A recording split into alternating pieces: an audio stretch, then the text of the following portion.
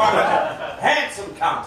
Hey, a couple of months in prison, he'd do for a girl. Good evening. Hey, here's the tip. Next time you are in prison and you're just about to be raped, just go, ah, fuck, what a week. First AIDS and now this. Toughen up, people. My name's on your ticket. Do your research before you see a show set. How you going, little muppet in the corner? God bless you. Get here early, sit down in the corner. How's that fucking working out for you? So I got picked, as Harley said, I don't live in Australia much anymore, and I got picked from a car. Like 4 bogan kids, yelled at me, I miss the fine art of yelling from a car.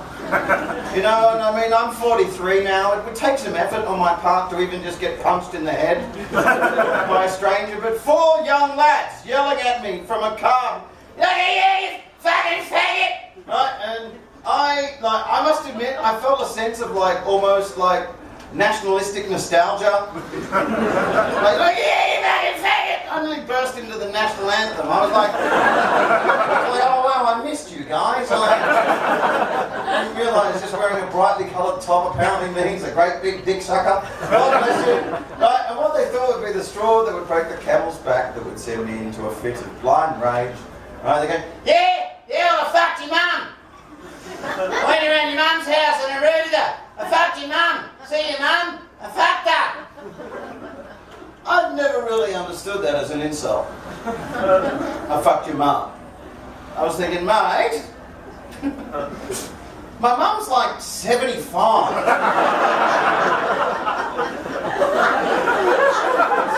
Like a carload of strapping 23-year-olds. Sounds to me like big result for mum.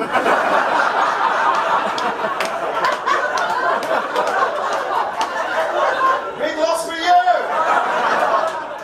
Oh, what a lesson you taught me. As a 75-year-old varicose vein flabby arsehole slapping up and down your 24-year-old balls. You've done me a favour. You're on my Christmas card list. And I've spent quite a bit of time. Good, I'm really glad that there's no momentum in this room whatsoever. You really do reset after fuck him. Fucking hot, isn't it, sir? Fucking hot. Who needs erections when you've got a barbecue? Yeah. Hey, marinating. Hey, marinating, sir. So,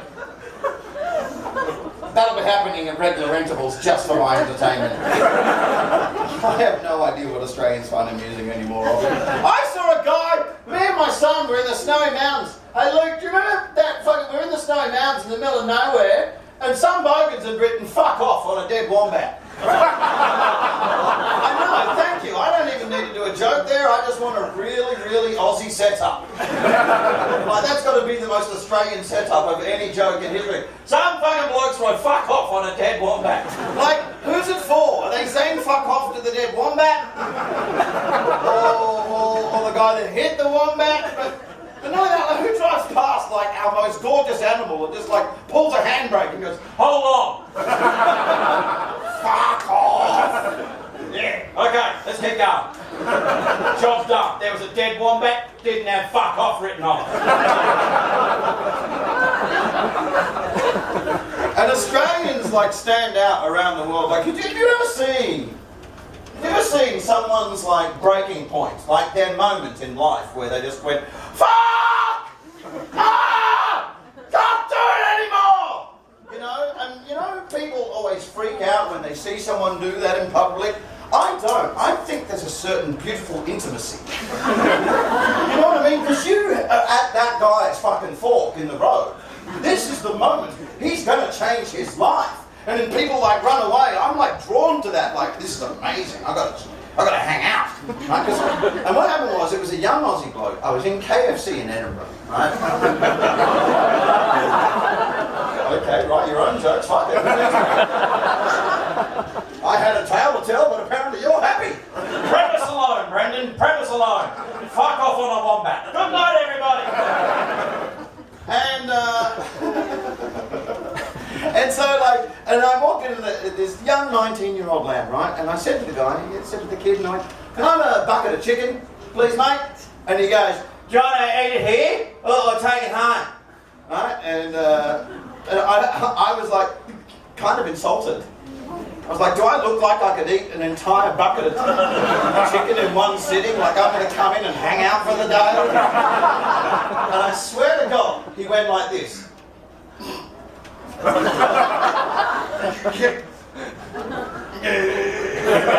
he went, mate, it doesn't matter whether you eat it here or take it home. It's still fucking shit food! And he yelled it at his boss, and she was like, oh, what did I tell you about talking to customers like this? So that was like his third one. That day, I'm like, it's shit food! And she's like, don't talk to customers like this. And he goes, I'm begging you to fire me! This godforsaken fucking country! It's raining in August! Fuck all of you! And I was like, dude, you are wasted here. And he goes, fuck you! And I really feel like we shared a moment. I think about him all the time. I wonder what happened to him. This seems to be going better than expected. They warned me it was going to be nothing but tourists. Is anyone here to see me at all? About 5 of us, yeah, all right. If you're wondering who the fuck I am, I'm about like a really small group of people's favourite comic, right? Effectively, I'm so painfully unfamous, I recognise my audience. I'm not even joking. I'm so painfully unfamous, I recognise a guy who keeps getting dragged along by his friends in an attempt to convert him, who fucking hates me. I'm not even kidding.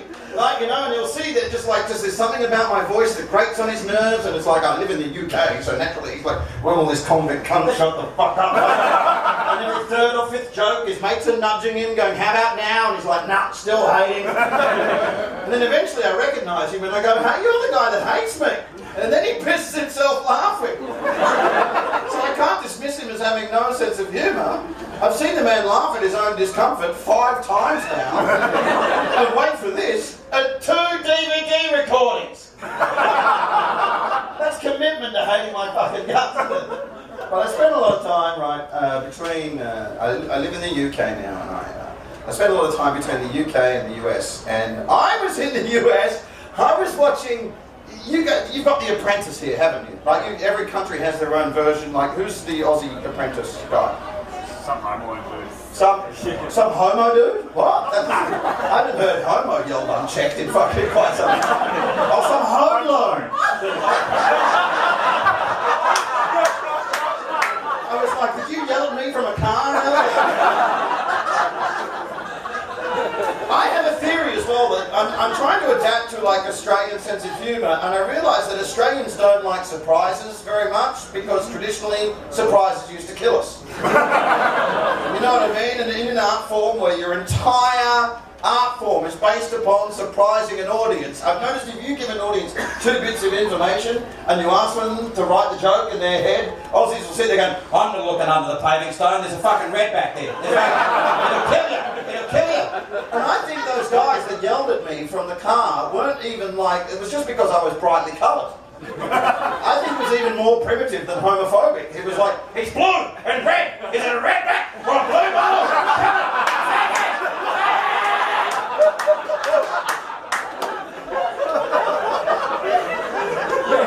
So I was watching their version of The Apprentice, right? And their version of The Apprentice is with Donald Trump. And you all know who Donald Trump is, correct? Yes? Yes, okay. So on Celebrity Apprentice in America, there was a Make-A-Wish kid. There was a Make-A-Wish kid whose dying wish was to meet Donald fucking Trump. I know, thank you, exactly. Talk about setting your sights low. You could have gone with LeBron or John Cena or whatever the fuck. To make matters worse, he looked like him. He did. He had like a power suit and a power tie, and he'd even done his hair to look like Donald Trump. I know. Those who know familiar with Donald Trump's real hair looks like a fucking toupee. So that's a massive decision for a dying 9-year-old, right? To fashion his hair to look intentionally floppy wiggish. And Donald Trump rather tactlessly goes, what do you want to be when you grow up? Which, I know, he it gets so much worse. And the kid then replies, when I grow up, Donald Trump, I want to be just like you and fire people.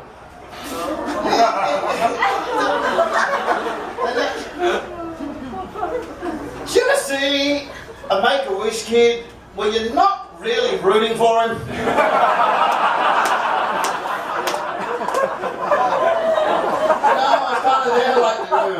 I don't think we need this one. I think we'll be alright.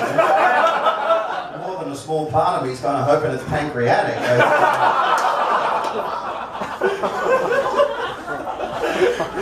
Cool. That was the tester joke. We're going to get on just fine. I'm neither atheist nor religious, but I love to watch him fight it out. I do. You know, I like making fun of anyone that's too sure either side. And being a comedian, you know, working in the UK, holy shit, everyone's an atheist, you know. Almost all my friends are atheists. Some of them card carrying. Others offended by the label. And they're like, why? Why does there have to be a word for me? You know, come on, what is it? I just don't believe in God. It's not like there's a word for someone that doesn't believe in Santa Claus. And I was like, well, yeah, there is. Jew.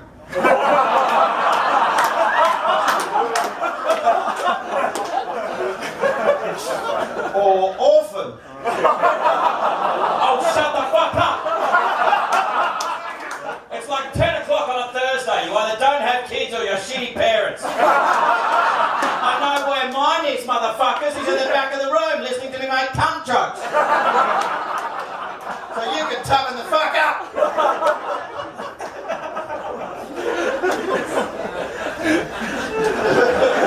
Good on you, mate. That was definitely a fucking laugh of mine. I know where the fucking bodies are. Rob Harris, right? Really? Underground guys? Really? Have you got, like, everything you need to know about the Rolf Harris, Jimmy Savile fucking scandal? Is... like, if you got, like, an Aussie, or, no, never mind that. If you got, like, a European, like, or an American, or a Chinese friend, and they had no idea who the fuck Rolf Harris was until now. And then you've shown them a picture of him. And they've just gone, of course he was fucking kids! He's wearing the uniform! It's like he's gone to the Myers catalogue of paedophile wear. You know, tell me, Mr. Savile, what's the paedophile about town wearing this summer? Oh, I'm thinking a great big shiny green safari suit and a fucking fake leg in the middle. Well, I hide in the bushes with a wobble board making breathy noises. Are you fucking kidding me? Now, I'm like an Australian that kind of almost like popped up out of like I've been in a time capsule. You know what I mean? Like I wasn't here for like 10 years, and. Like, stay with me, alright? Because this is going to sound like covert racism. Thank you so much. That's the perfect response. Because again, I normally work in England, and you say, this is going to sound like covert racism. And the whole room goes, oh good, my favourite kind.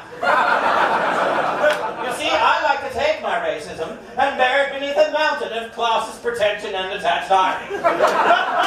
If you carry on, convict boy, no doubt you're about to say something unenlightened. Take that, England that lives in my head.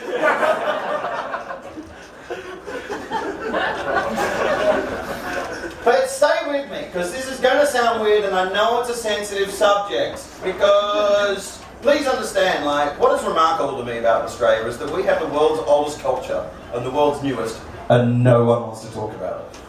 That is remarkable, because it takes a couple of generations for a culture to kick in, right? And the thing is, please understand that when I left Australia, like, Asian Australians didn't have, like, broad Aussie accents. They didn't. And I come back and it's like, Asian people are like, hi, I'm Barry. Hey, mate. I'm like, whoa! That's so fucking hot. It's so hot. That's my favourite thing about globalisation. It makes me feel, it does, it makes me feel like as a species we're going to be okay. Anytime I see an accent come out of a race I wasn't expecting. You know, like bizarre it is to a foreigner the first time you walk into a corner store in Scotland and you hear a Pakistani guy go, "Are you alright, pal?" And you're like, "Oh! How the fuck did that noise come out of there?" And you kept the wobble. You're freaking me out. That's the Peter Sellers racist wobble. What are you doing? Because I was watching Charlie's old show last week, The Project, and they had Pauline Hanson on. Like, how is she back? Right? Like, is she just a case of fucking herpes? Like, I'll fuck my cousins until we don't exist. And she went unchecked, right? And I know it's like 6:30 in the evening, but I'm sure we could all cope with a cunt the moment she fucking appears. I just even just like in the banner across this cunt. Like, scary mate, I'm Pauline Hanson, fair enough. Right, and she said, I even know Asians that are worried about the Asianisation of Australia. Like, wow, you are so bigoted, you had to fucking make up a word to describe it. Like, what the fuck? I'm worried about the Asianisation of Australia. We're losing our culture. What fucking culture? We're fucking natives and fucking holiday makers that stayed too long. We should be sucking Asian Australians' fucking cocks every day of our lives. So thank you for bringing us some sort of... you know what? Asian Australians, like, without a doubt, are my favourite people on the planet. They really are. Like, you have to be like 20% a bigger cunt to lose my fucking empathy immediately. Like, they are, without a doubt, my favourite people. What an amazing blend of cultures. Come on. Laid back efficiency. What the fuck? And I know that by suggesting that I have a favourite race and culture, I do have a least favourite one, and I won't leave you on the hook. French Canadians. Those cunts can fuck right up. Sons of fucking hookers, each and every one of them. Rudest motherfuckers, pitchfork carrying cunts, don't look for any glib irony. I fucking hate them. Just like they want to separate themselves from Canada, the nicest country on the planet, and they're like, no, we want none of this pleasantness. We want the shit and chips on chips. They speak English perfectly, and you know what? Je parle français un petit peu, right? But fucking those cunts, they won't fucking meet you halfway. No way, you know what? I know it's just to piss Canada off, but you know what? No matter how much Scotland hates the English, they don't speak fucking Russian to spite them. Grow the fuck up!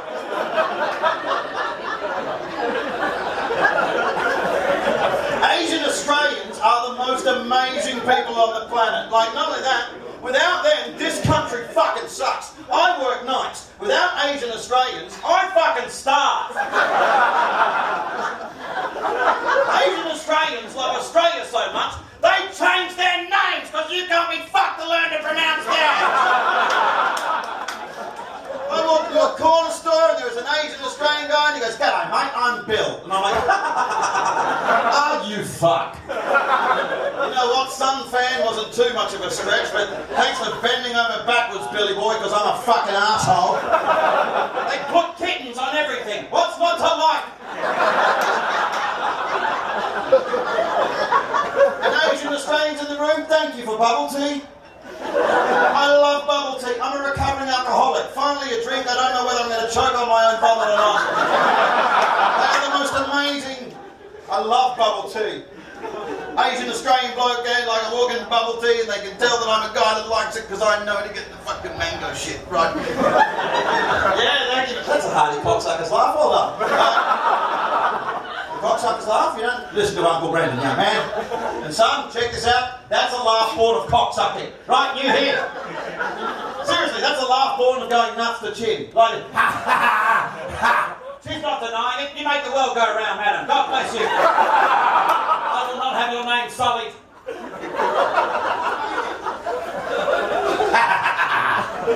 You don't know about the cocksucker laugh?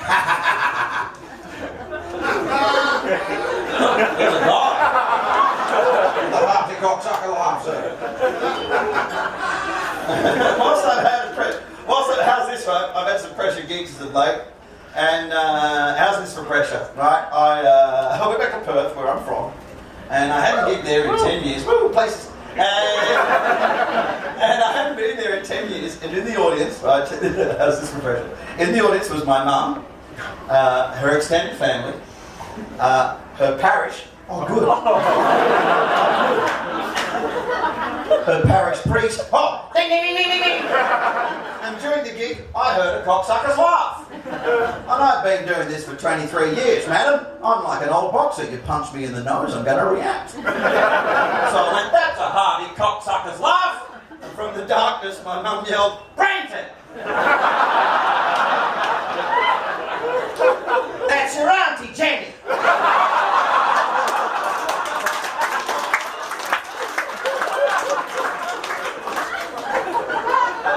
I looked out in the darkness and all I could see was my Uncle Kevin making a race for the roof.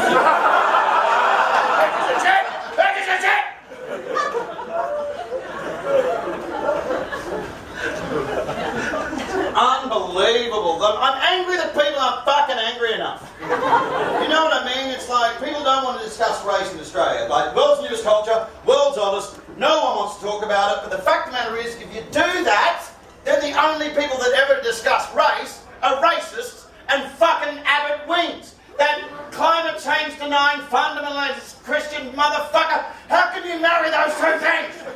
How can you be a climate change denier in Australia that bursts into flames once every 3 fucking months? And you're like, no, not happening. But then you believe in the literal word of the Bible, like, what, the earth is 6,000 years old or whatever bullshit they've got? He's buying, yeah, I'm into that.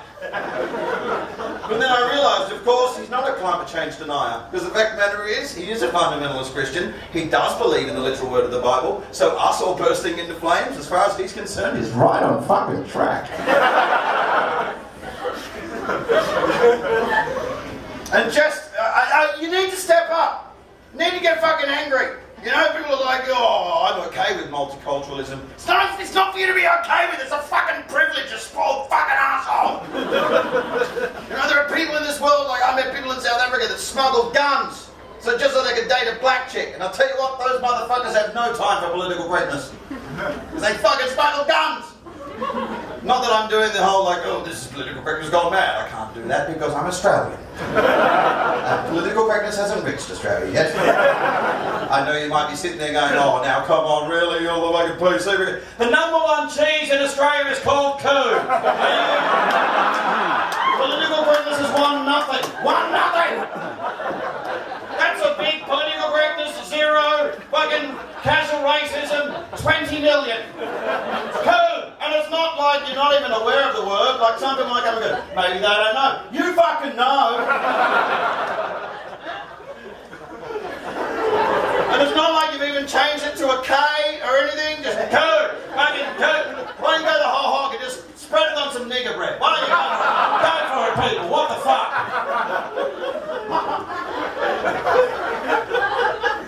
The funny thing is, different countries have different racial slurs, right? And it's amazing that English people think nothing of saying abo to me, right? It's amazing. And not only that, I just did Christmas shows in Sydney, and this is why I'm really loving you people so much. Dumbest motherfuckers ever. I mean, God, it was just, I think if I did anything to entertain those people, I would have fucking killed myself. Now, what's all this fucking thinky, ready stuff? For fuck's sake, mate, sing a song about abos. Come on. There's loads to rhyme with. Abo. Come on. Kevin Buddy Wilson sings songs about abos. He's like a legend, isn't he? That motherfucker is the bane of my existence. Seriously, English truckers are like, you're Australian, you're a comic, you like that Kevin Bloody Wilson, are you? You like that Kevin Bloody... He's funny, isn't he? He's fucking funny. You know what? I used to be a fan of Kevin Bloody Wilson. When I was 12! Then I grew up and realised I could have written his act with my piss on a toilet wall. So I was going down the street and I wasn't having much luck. Where's this going, Kev? I bumped into a lady and I don't mean to be blunt. Why are you blinding me with subtext?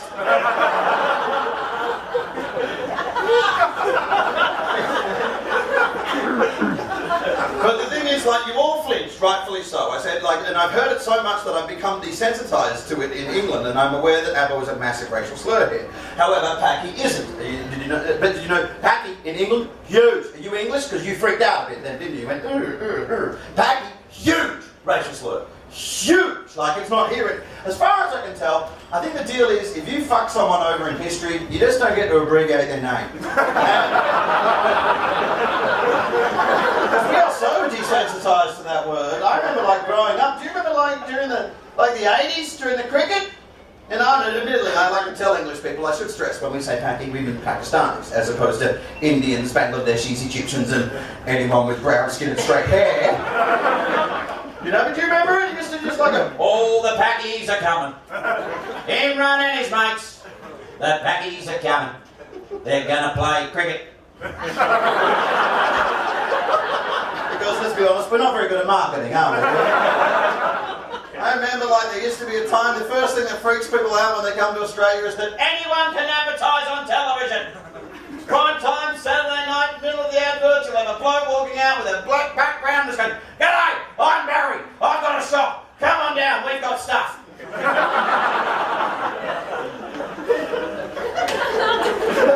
World's newest cultural world's and no one wants to talk about it. You know, Aboriginal culture is older than this landmass. You know, and I think it's like, the religion makes more sense than any of the bullshit we made up. It's pantheism before we knew what pantheism was. And I also, like, you know how, I don't think we give, I think our laid back attitude here and our candour actually comes from Aboriginal culture. I don't think we give them the credit they so richly deserve. I think that's, like, anytime you, because also, do you remember at school, like in the 70s, the history curriculum? They really fucking left some shit out, didn't they? You go to school in the 70s and it was just like, okay kids, Captain Cook landed, and then, woo!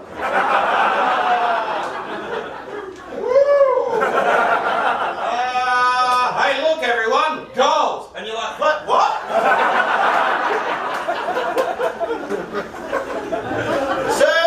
Don't be a fucking faggot, birds.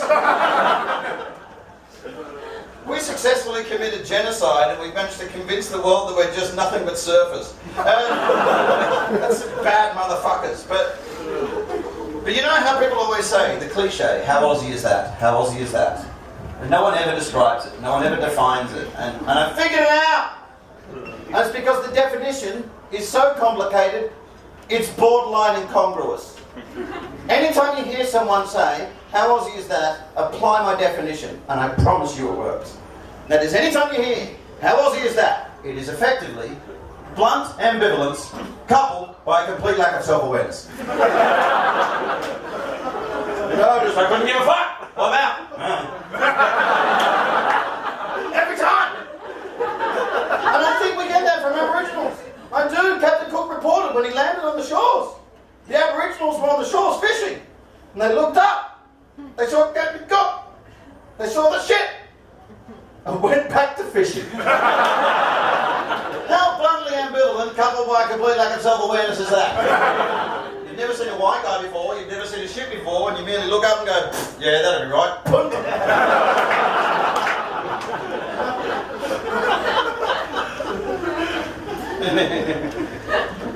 Because I voted in the last election. I know you don't have compulsory votes. I live in the East Midlands borough.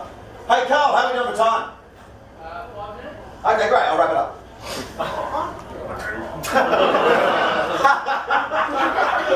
How bluntly ambivalent, coupled by complete lack of... That was like the most bluntly ambivalent, complete lack of self-awareness encore in history. 3 guys going,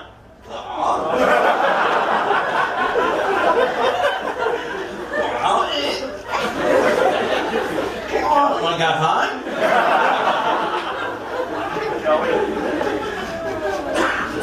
No, it's the building. We've got to get out of the building, dude. I'll leave you with this.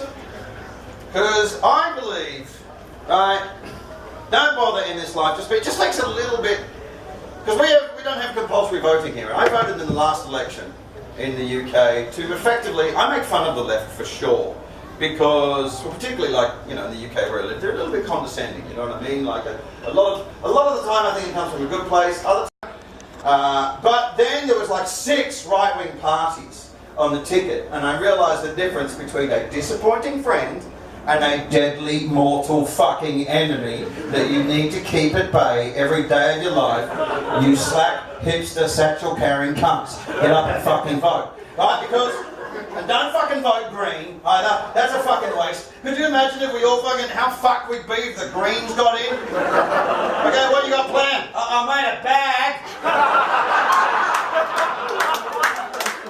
Out of the ain't shit, it's hanging. I voted in the last election despite the fact that Russell Brand told me not to.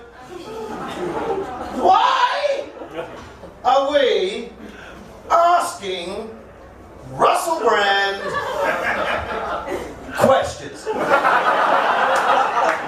That's the end of my sentence. You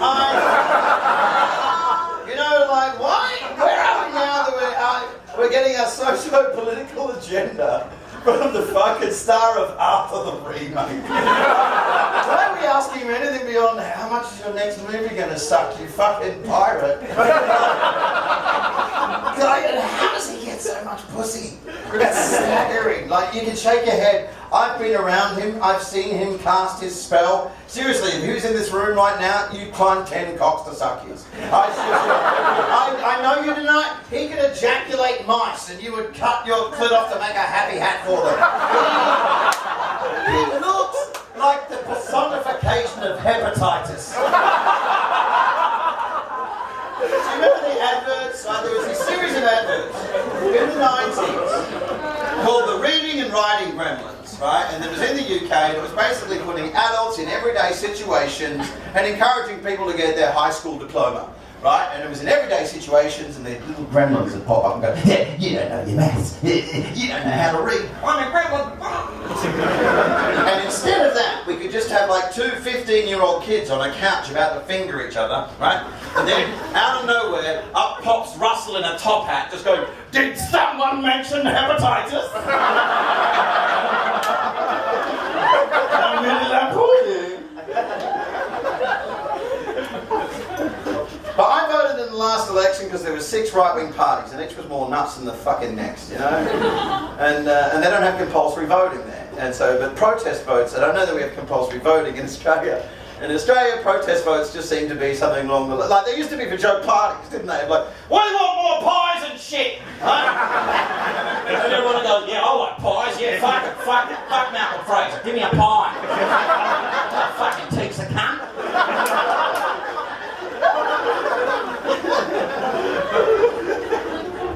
And it was funny, I was in, because all it takes is just this little bit of effort, just a teensy. It's not too much. I fucking love that as well, of like fucking Aussies having the balls. What's the stereotype of Asian people? What is it? Terrible drivers. Is that right? As Asians are terrible drivers? Do you have any idea how renowned Australia is as the worst fucking drivers on the planet? It's not Asians that are bad drivers, you dumb motherfuckers. And you know how I can prove it? What do you call it when you're on the right lane and a car in front moves in front of you? Some cunt cut me up! It's called merging traffic, you dumb motherfucker! That's the actual rule! Some fucking Asian cut me up! Isn't that just like white Australia to fucking presume land is theirs just because they can fucking see it?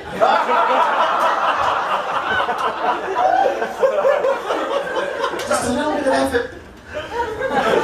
Just little changes, little tweaks. That's all you have to do in this life. Don't bother being great, just be good. Don't bother being great. You know, when I first got in this business, I thought I was going to waste my time unless I was one of the greatest of all time. And then I realised, holy shit, every great person you care to mention had a shit-house life. Didn't get to know their family, didn't really get to share much time with their loved ones. Every single one of them, every great person, shit-house life. You know, like Gandhi, top bloke, fucking awful life.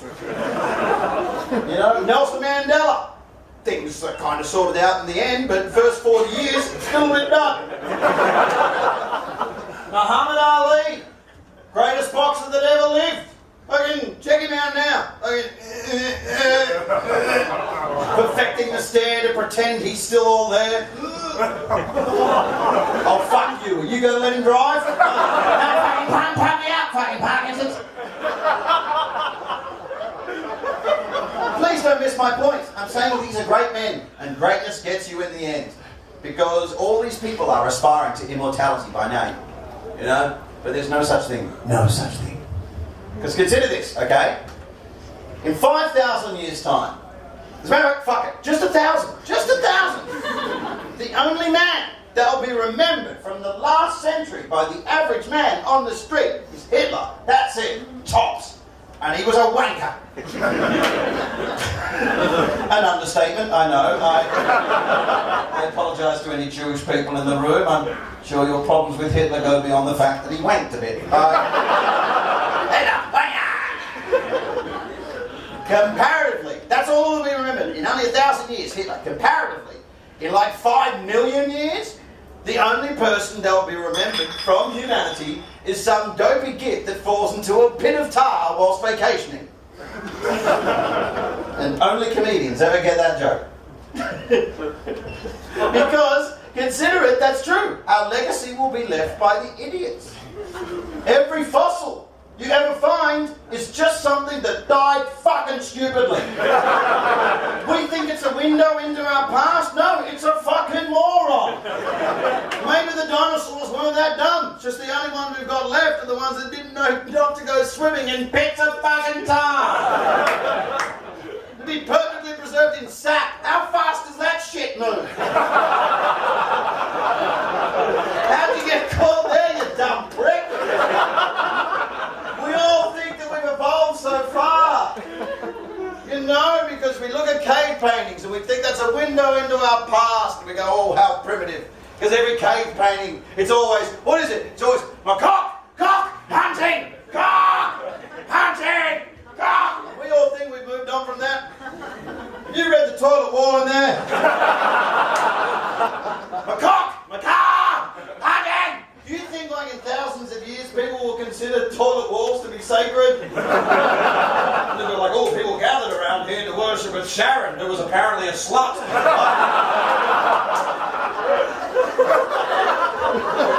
Our legacy will be left by the idiots. That guy that wrote fuck off on a wombat, that wombat's still there. Anytime you find a perfectly preserved fossil, I guarantee, keep on digging. 20 minutes later, you'll find the beer hat he was reaching for. With like, fuck off!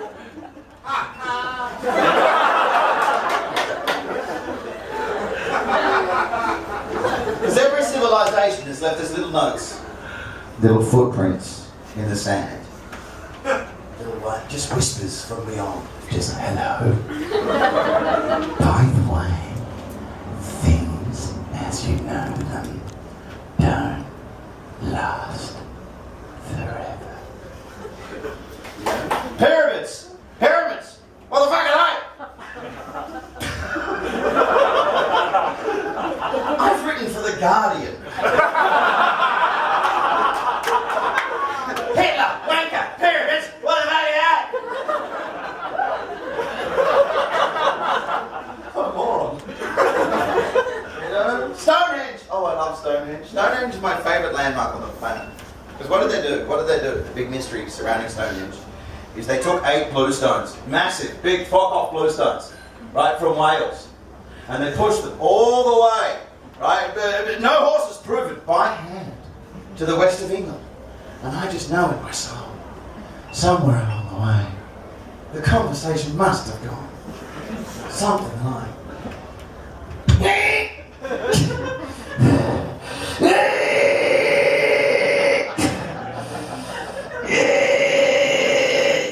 Hang on, what are we doing this for? Shut up, it'll freak people out.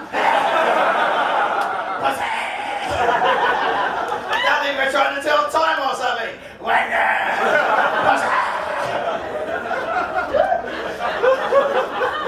That's all we should do with all our knowledge and technology. The pussy was for you, Tom. That's what we should do with all our knowledge and technology. Instead of blowing the shit out of each other, we should, we should devote our energies into confusing the future.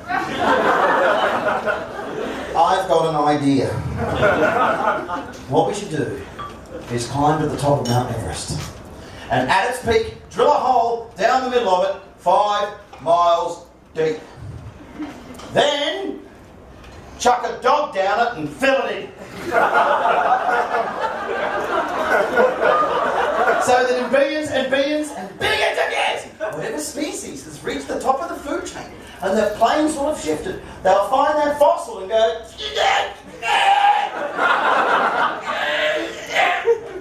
how the fuck did that happen? For good measure, give the dog a gunshot wound and a crown.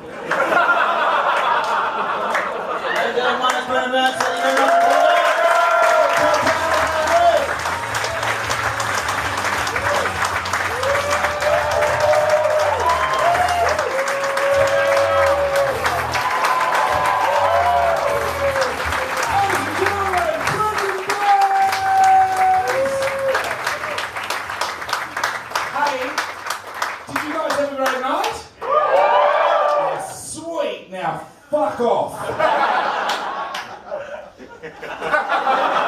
Now you can stay. I have a list of things to say here. It's been written down for me because Daddy likes to drink. And the first one is stick around for a drink. Yeah. Do it. Just do it. Fucking do it. Fuck Friday. It's the worst anyway. And I was like, oh, thank God Friday's here. Fuck you, Friday. Just drink until it doesn't exist anymore. Except for next week, when this night will exist on Friday. Yeah, segue. But do come here next Friday. It's going to be a wonderful night. It's going to be a great night of comedy. It's the only one that's going to exist on Friday. And then the week after that, it will be Tom Ballard back on the Thursday again. But the easiest way to find out about all of that stuff is get on the email list, ladies and gentlemen, because this night is about to move. So get on the email list. The only thing that we'll send you is how to make your cock bigger. So it's very important. Anyway, so get on the email list or Facebook or Twitter and find out about the movements of Five Boroughs comedy. It's going to go to a wonderful venue. It's going to be exceptional. It's going to be great. Get in touch with that. Also, Sunday coming up this Sunday, Dum Dum Club. If you guys are into podcasts, if you don't know what a podcast is, fucking too late. I'm not going to explain it, but there is a live podcast here. My favourite podcast, the Dum Dum Club, is going to do a live recording of their show here on Sunday, and straight after that, Nick Cody is showing his DVD, and a group of us are going to do live commentary on his comedy DVD, and we did that to Danny McGinley and fucking destroyed him, and it is the best gig I've ever done in my entire career. It's the most fun I've ever had is just telling my mate for an hour that his comedy is the fucking worst. So if you want to come and be amongst that, it's a heap of fun. It's just one guy slowly figuring out ways to kill himself, and his closest mates telling him how to do it. So honestly, it's so much fun, and Nick Cody's a proper cunt. So just he's a great guy. He's got a great DVD, but we're going to do live commentary on that after the Dum Dum Club. That's this Sunday. We've had a great night with you, ladies and gentlemen. You had a great night with us, yes.